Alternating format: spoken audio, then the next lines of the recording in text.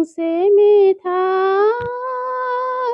जिउनि लिरनाय खन्थाइ 40 बोसोर बैसोनि हामफे बसुमतारी लिटिल मुम्बाइ 2020 आव रोजाबनो खाबु मोनबाय।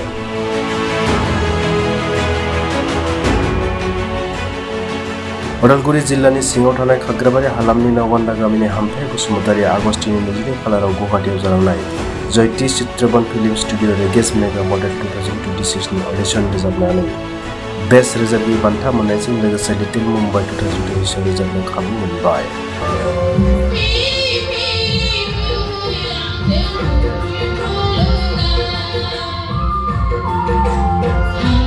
जिहेतु माने गुवाहाटीआव आसाम स्टेट जानानै जिहेतु मोनसे सिंगिंनि बादायनाय जादोंमोन आरो बेहाय माने बेस्ट एवार्ड हिसाबै मोननो हाबाय। मानो गोसोआव बोरै मोनदों? खुलुमबाय, आंनि नामा हामफे बसुमतारी। आंनि डिस्ट्रिक्टआ जाहैबाय उदालगुरि डिस्ट्रिक्ट, गामिया नावबान्दा हाबि। बेनिफ्राय आंनि दैदेननायाथ' बिदिनो 2022 निफ्रायनो आं बहुद नाजादोंमोन।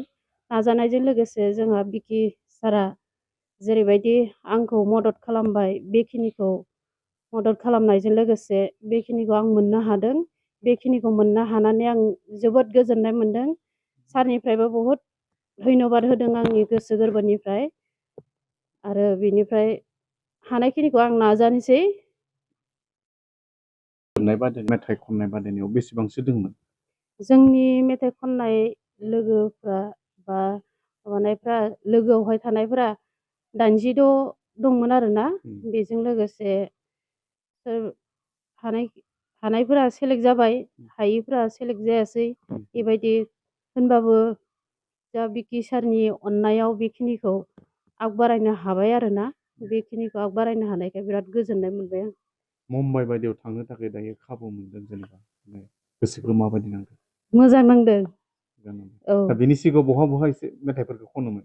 आङो मेथाइखौ ओरैनो स्टेजफ्राव गानाय जायामोन, प्रग्रामफ्रावबो थांनाय जायामोन। लेङो लेंनाया, होमबाबो थांनाय जाया। स्टुडिअ'आव जा नेरसोन सारनि स्टुडिअ'आव आं थांनानै गान बानायदोंमोन। ओमफ्राय गानालाय इसिबां गैया, मोनथाम दं आरोना। मदार्न ना माबा मा होनो मडेलिंबो, ओमफ्राय बैसागुबो आरोना। माखासे दा एलबाम बानायनो माबा खालामबाय थादो आरोना। ओमफ्राय बेजों लोगोसे मोनसे दंबावो भइस डाबिं होनो, बेखौ थारमाने होनाय जाथ'वाखै आरोना। मा जागोन बेयो? बेबो मडेलिंआनो। माबानायाव जागोन आरो बेबो बिदि आरो। रायजो राजाखौ मा खावलायगोन, जिहेतु नोङो सापर्ट गोनांथि जायो, नङा होमबा? बेबायदि रायजो राजायाबो बेबायदिनो जेरैबायदि सापर्ट खालामदों, बेबायदिनो रायजो राजानिफ्रायबो आंनि गोसो गोरबोनिफ्राय बहुद साबायखर बावबाय। लोगोफ्राबो थारमाने आंखौ बिराद उसाब होदो आरो, थांना नाय जोंहाबो नाम थागोन बेबायदि बुंदो आरोना। बिनि थाखाय थारमाने आंबो गोसो होनाय जाबाय आरो बिकि सारा जेरैबायदि लेंफैबाय, बेजों लोगोसे आंबो उसाब जानानै थांनाय जाबाय आरोना। बेजों लोगोसे बेखिनिखौ आं मोननानै बिराद गोजोननाय मोनबाय आरो सारनिसिम।